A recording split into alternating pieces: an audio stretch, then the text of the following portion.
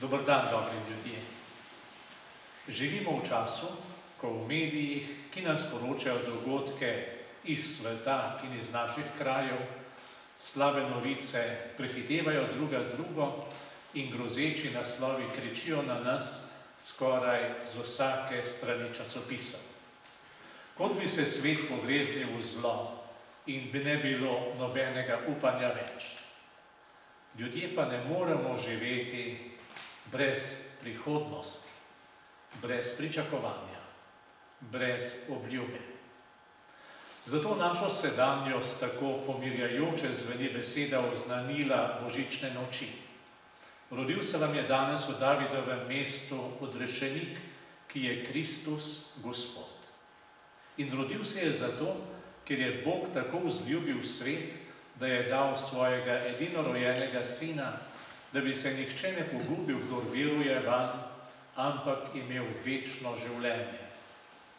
Jezusovo rojstvo nam ne obljublja samo jutrišnjega dne, zagotavlja nam tudi večno življenje, ki nam ga podarja Božja dobrota, Božja ljubezen. Kakor je prvo sveto noč razsvetlila svetloba Jezusovega rojstva, tako tudi v mračnost naših dni sije obljuba Božje navzočnosti, ki jo potrjuje vsak božični praznik.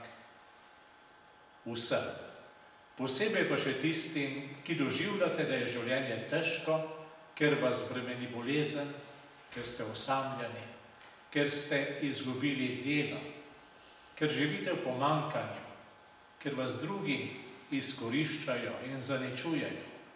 Vsem vam želim, da bi Božje rojstvo v vas utrdilo prepričanje, da vas Bog ni zapustil. Prihaja k vam in ostaja z vami. Blagoslovljen Božič voščim tudi vsem Slovencem po svetu in vsem, ki so zaradi različnih dolžnosti daleč od doma. Veselje praznovanja delim tudi z vsemi verniki drugih krščanskih skupnosti. V novem letu 2015 pa vsem prebivalcem naše domovine želim mir in dobro.